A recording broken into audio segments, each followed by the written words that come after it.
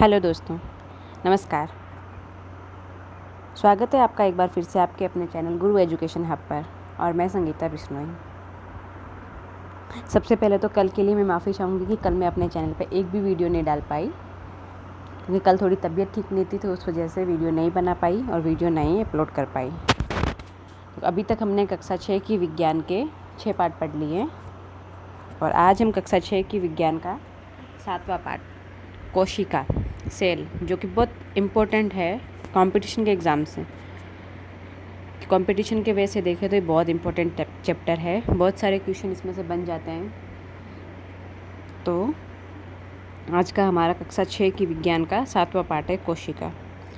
और मेरे पहले के वीडियो जो कि मैंने अभी तक अपलोड किए हैं, अगर वो पसंद आए तो प्लीज़ चैनल को सब्सक्राइब कीजिएगा और वीडियो को लाइक कीजिएगा और शेयर कीजिएगा।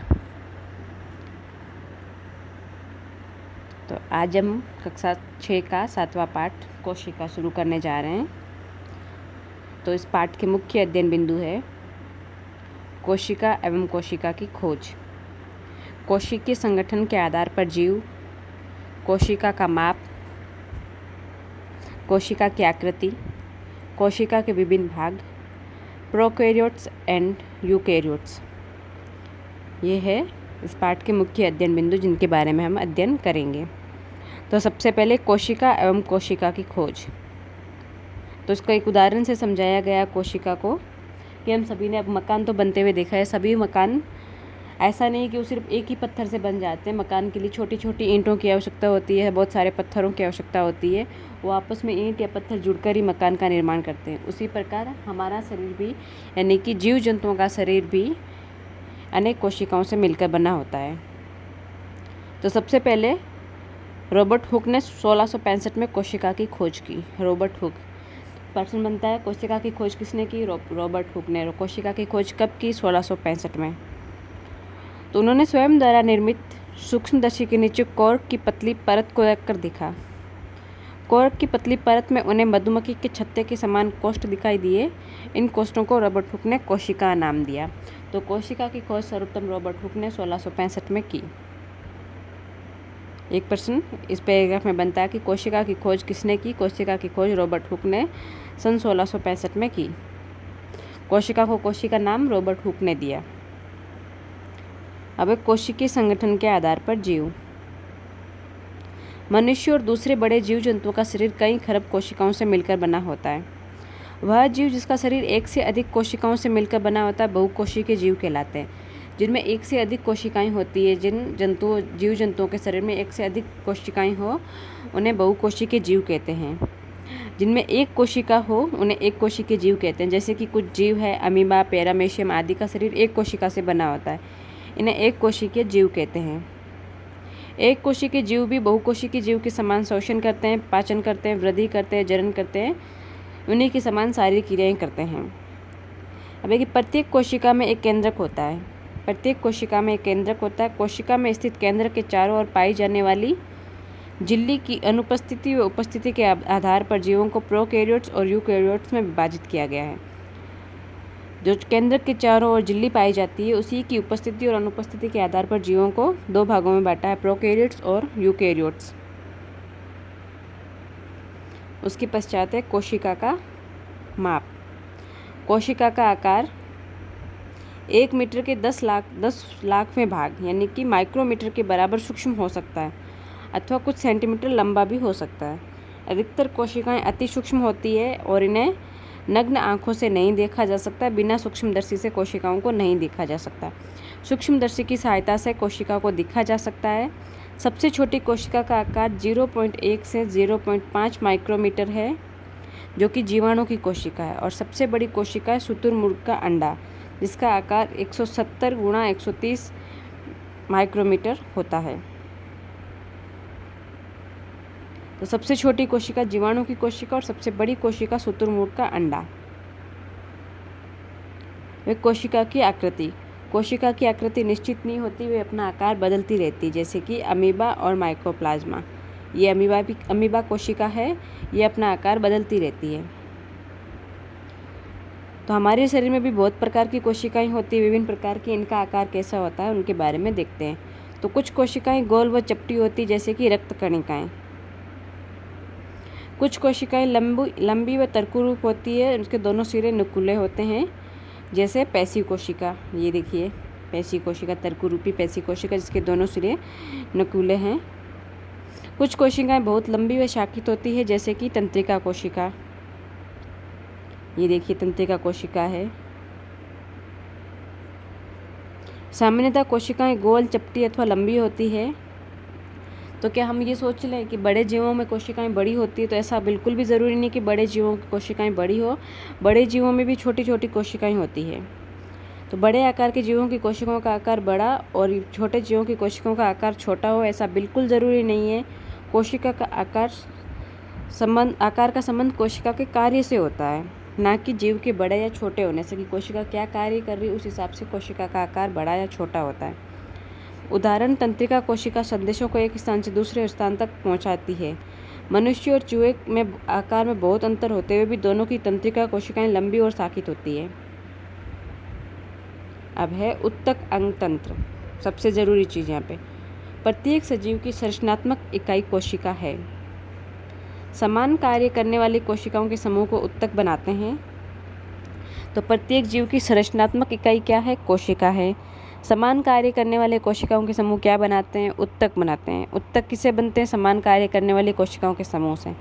और समान कार्य करने वाले उत्तकों के समूह से अंग बनते हैं, और विभिन्न अंगों से मिलकर तंत्र बनता है, और विभिन्न तंत्रों से मिलकर शरीर का निर्माण होता है। तो सबसे पहले कोशिका मिलकर उत्तक बनाते हैं, उत्तक मिलकर अंग बनाते हैं, और अंग मिलकर तंत्र बनाते हैं, और तंत्र मिलकर शरीर बनाते हैं।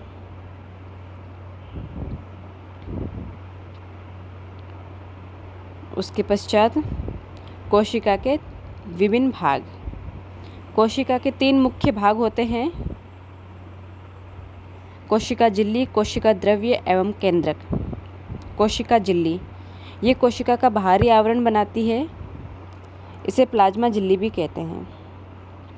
3 मुख्य भाग होते हैं कोशिका के: कोशिका झिल्ली, कोशिका द्रव्य और केंद्रक। कोशिका झिल्ली, कोशिका द्रव्य और केंद्रक। सबसे पहले कोशिका झिल्ली, ये कोशिका का बाहरी आवरण बनाता है। झिल्ली यानी कि बाहर का आवरण, इसे प्लाज्मा झिल्ली भी कहते हैं, और ये छिद्र युक्त होती है, सरंध्र होती है, यानी कि छिद्र होते हैं इसमें, और ये वसा और प्रोटीन की बनी होती है। कोशिका झिल्ली कुछ चयनित पदार्थों को ही कोशिका में प्रवेश करने देती है, यानी कि कोशिका झिल्ली चयनात्मक पारगम्य होती है और अनुपयोगी पदार्थों को बाहर निकालने में सहायक होती है। ये झिल्ली जंतु और पादप कोशिकाओं में एक जैसी होती है, लेकिन पादप कोशिका में इस झिल्ली के बाहर सेलुलोज का एक और मोटा आवरण होता है, जिसे कोशिका भित्ति कहते हैं। तो जंतुओं में कोशिका झिल्ली होती है, लेकिन पादपों में कोशिका झिल्ली के बाहर कोशिका भित्ति भी होती है, और कोशिका भित्ति के कारण ही पादपों की कोशिकाओं का आकृति निश्चित रहती है। तो कोशिका झिल्ली, इसे प्लाज्मा झिल्ली भी कहते हैं, और ये वसा और प्रोटीन की बनी होती है, और ये चयनित पदार्थों को ही कोशिकाओं में प्रवेश करने देती है, अर्थात ये चयनात्मक पारगम्य होती है, और ये अनुपयोगी पदार्थों को बाहर निकालने में सहायक होती है। पादप कोशिकाओं में इस झिल्ली के बाहर एक सेलुलोज का बना आवरण होता है, जिसे कोशिका भित्ति कहते हैं। यानी कि कोशिका भित्ति का निर्माण किससे होता है? कोशिका भित्ति का निर्माण सेलुलोज से होता है, सेलुलोज से, और कोशिका झिल्ली का निर्माण वसा और प्रोटीन से होता है। दूसरा है कोशिका द्रव्य। कोशिका झिल्ली और केंद्रक के मध्य स्थित द्रव्य को कोशिका द्रव्य कहते हैं। कोशिका झिल्ली और केंद्रक के मध्य एक द्रव्य भरा होता है, उस द्रव्य को कोशिका द्रव्य कहते हैं, और ये एक जेली जैसा पदार्थ होता है। उस कोशिका द्रव्य में माइटोकॉन्ड्रिया, रिक्तिकाएं, गोल्जिकाएं, अंतःपर्दवी जालिकाएं, हरितवक आदि संरचनाएं पाई जाती है। कोशिका द्रव्य में पाए जाने वाले इन संरचनाओं को कोशिकांग कहते हैं। यानी कि जो कोशिका झिल्ली है और जो केंद्रक है, उनके मध्य जो द्रव्य भरा रहता है, जो फ्लूइड भरा होता है, उसे कोशिका द्रव्य कहते हैं। और इस कोशिका द्रव्य में माइटोकॉन्ड्रिया, रिक्तिकाएं, गोल्जिकाएं, अंतःपर्दवी जालिकाएं, हरितलवक आदि कोशिकांग पाए जाते हैं। उसके पश्चात है केंद्रक। ये सामान्यतः गोलाकार होता है। जंतु कोशिका में केंद्रक लगभग मध्य में पाया जाता है, लेकिन पादपों में रिक्तिकाएं बड़ी होने के कारण ये केंद्रक मध्य में न रहकर एक तरफ होता है। ये दोहरी इकाई झिल्ली द्वारा घिरा होता है। इस झिल्ली में पदार्थ के आने जाने के लिए सूक्ष्म छिद्र होते हैं। केंद्रक में एक छोटी सघन संरचना होती है, जिसे केंद्रिका या न्यूक्लियस कहते हैं। केंद्रक में धागे की समान संरचनाएं होती है, जिन्हें गुणसूत्र कहते हैं। यानी कि जंतु कोशिका में केंद्रक मध्य में रहता है और पादप कोशिका में केंद्रक एक तरफ रहता है, क्योंकि पादप कोशिकाओं की रिक्तिकाएं बड़ी होती है। और केंद्रक में एक छोटी संरचना होती है जिसे केंद्रिका या न्यूक्लियस कहते हैं, और केंद्रक में धागे के समान जो संरचनाएं होती है उन्हें गुणसूत्र कहते हैं। और गुणसूत्रों पर जीन पाए जाते हैं जो कि आनुवंशिक गुणों का वाहक करते हैं, आनुवंशिक गुणों अथवा लक्षणों को अगली पीढ़ी में पहुंचाते हैं। कोशिका के सभी कार्यों पर केंद्रक का नियंत्रण होता है। उसके पश्चात है प्रोकैरियोट्स और यूकैरियोट्स। जीवाणु की कोशिका में केंद्रक के चारों तरफ केंद्रक झिल्ली नहीं पाई जाती है। तो ऐसी कोशिकाएं जिनके केंद्रक के चारों ओर केंद्रक झिल्ली नहीं होती उन्हें प्रोकैरियोटिक कोशिकाएं कहते हैं। और इस प्रकार की कोशिकाओं वाले जीवों को प्रोकैरियोट्स कहते हैं। और ऐसी कोशिकाएं जिसके केंद्रक के चारों ओर केंद्रक झिल्ली का आवरण होता है उन्हें यूकैरियोटिक कोशिकाएं कहते हैं। और इस प्रकार की कोशिकाओं वाले जीवों को यूकैरियोट्स कहते हैं।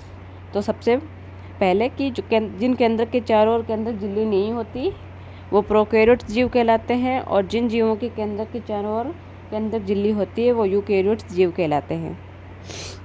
उसके पश्चात है कोशिकांग। जो कोशिका द्रव्य यानी कि केंद्रक झिल्ली और केंद्रक के मध्य जो द्रव्य भरा रहता है उस द्रव्य में जो भी कोशिकांग पाए जाते हैं कौन कौन से हैं उनके बारे में हम पढ़ते हैं।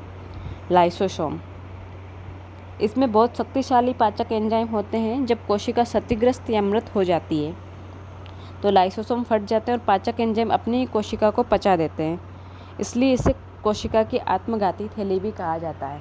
प्रश्न आता है कोशिका की आत्मघाती थैली किसे कहते हैं? लाइसोसोम को। अगला है गोल्जिकाएं। ये झिल्ली युक्त पट्टिकाएं होती हैं जो एक दूसरे के ऊपर व्यवस्थित रहती है। इसके बारे में सबसे पहले कैमिलो गोल्जी नामक वैज्ञानिक ने बताया।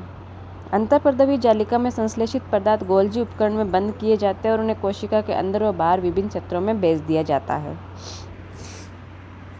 अगला है माइटोकॉन्ड्रिया। ये दोहरी इकाई झिल्ली से ढकी आकृति है। इसकी भित्ति बहुत वलित होती है, इसमें बहुत सारे वलय होते हैं, बहुत सारी रिंग होती है और इसके वलितों को क्रिस्टी कहते हैं, उन रिंग्स को क्रिस्टी कहते हैं। माइटोकॉन्ड्रिया में जैविक ऊर्जा एटीपी का निर्माण होता है। माइटोकॉन्ड्रिया में जैविक ऊर्जा एटीपी का निर्माण होता है। एटीपी का निर्माण कहाँ होता है? तो एटीपी का निर्माण माइटोकॉन्ड्रिया में होता है। इस कारण इसे कोशिका का शक्तिगृह यानी कि पावर हाउस कहते हैं। तो कोशिका की आत्मघाती थैली लाइसोसोम, कोशिका का शक्तिगृह माइटोकॉन्ड्रिया। अगला है अंतःपर्दवी जालिका। ये कोशिका द्रव्य में नलिकाओं के जाल के रूप में दिखाई देने वाली संरचनाएं हैं। ये दो प्रकार की होती है, खुरदरी अंतःपर्दवी जालिका, चिकनी अंतःपर्दवी जालिका। खुरदरी अंतःपर्दवी जालिका पर राइबोसोम पाए जाते हैं जो कि प्रोटीन संश्लेषण का कार्य करते हैं। अगला है प्लेस्टिड्स। ये पादप कोशिका के कोशिका द्रव्य में पाए जाते हैं। अधिकतर प्लेस्टिड में एक हरे रंग का वर्णक पाया जाता है जिसे क्लोरोफिल या पर्णहरित कहते हैं। इसे क्लोरोफिल या पर्णहरित कहते हैं। हरे रंग के प्लेस्टिड को क्लोरोप्लास्ट अथवा हरित लवक कहते हैं। इस कारण पत्तियों का रंग हरा होता है। जिससे पेड़ पौधे प्रकाश संश्लेषण की क्रिया द्वारा भोजन बनाते हैं। प्रकाश संश्लेषण हेतु क्लोरोफिल वर्णक अत्यंत आवश्यक है। जो एक हरे रंग का वर्णक होता है उसे क्लोरोफिल या पर्णहरित कहते हैं और हरे रंग के प्लेस्टिड को क्लोरोप्लास्ट या हरित लवक कहते हैं। इस कारण पत्तियों का रंग हरा होता है। तो पत्तियों का रंग हरा क्यों होता है? क्लोरोप्लास्ट या हरित लवक के कारण। और पेड़ पौधों में प्रकाश संश्लेषण की क्रिया हेतु क्लोरोफिल वर्णक बहुत अत्यंत आवश्यक है।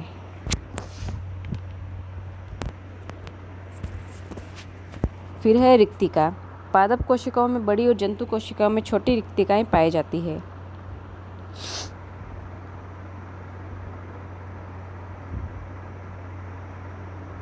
तो कोशिका के भाग कोशिका भित्ति। जंतु कोशिका में कोशिका भित्ति अनुपस्थित होती है जबकि पादप कोशिका में कोशिका भित्ति उपस्थित होती है। केंद्रक की स्थिति जंतु कोशिका में मध्य में होती है, पादप कोशिका में एक तरफ होती है।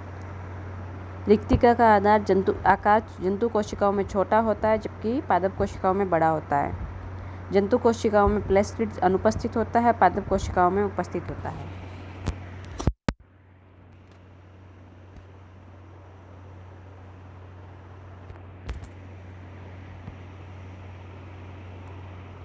अगला है वैज्ञानिक परिचय डॉक्टर हरगोविंद खुराना।